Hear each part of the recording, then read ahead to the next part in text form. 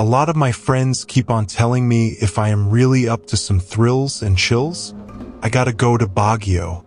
I'm not really a 100% believer, but I'm kind of a bit interested of experiencing one at least.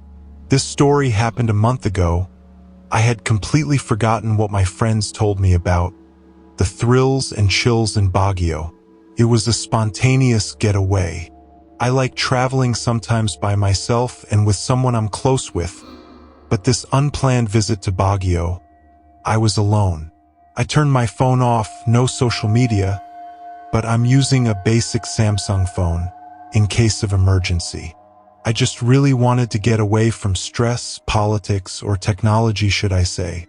It was all about being close to nature.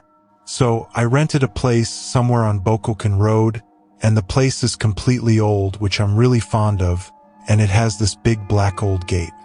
When you enter the vicinity of the transient place, there's this big parking area, and the house is just beside the main road. I got myself a one big room, and from the window, the view was just stunning. From the backyard, there's a lot of pine trees. All the caretakers are friendly. They're all accommodating. By the way, I arrived in Baguio around 9 a.m., took off from Manila, I think 3 in the morning.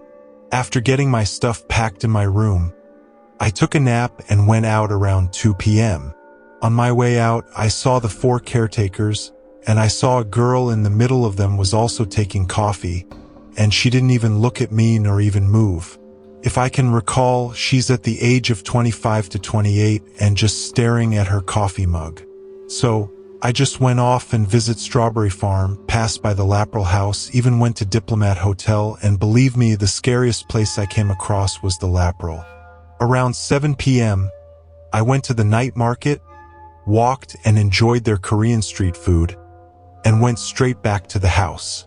On my way up to my room, I saw this lady again, and she's still wearing the same clothes, but this time, she was just standing weird by the sink. And for some reason, her skin was completely pale, and that scared the hell out of me.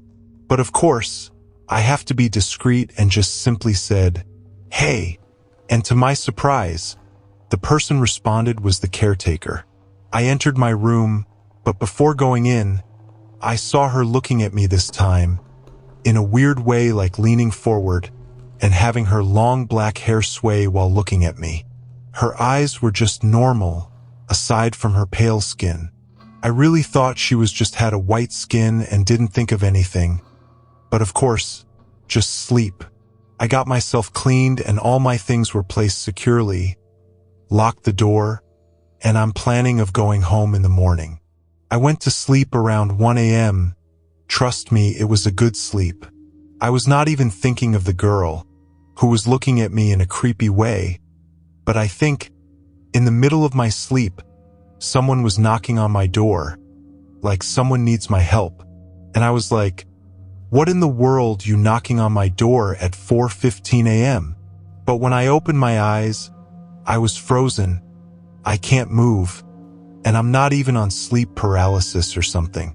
I felt like someone was hugging me or something, and by the time I felt like someone's arms was around, trust me, I panicked. I even shouted to get others' attention, the caretakers or the other renters. So, luckily, one caretaker heard me and rushed into my room. He opened it by his own key, hurried on bringing me up from where I am lying in and said, "Sir, are you okay?" I looked at him and said, "Thank you, I just can't move. Like someone is hugging me. It's really dark, and someone was knocking on my door. I was hoping I didn't disturb the other renters." I was flabbergasted when he told me, "It's okay, sir. You are the only person who's renting the place right now." Since it was almost 5 a.m., I thanked him and had coffee with caretakers. They also mentioned that kind of stuff happens to them too, and they're kind of used to it already. I didn't bother asking them what's causing it though.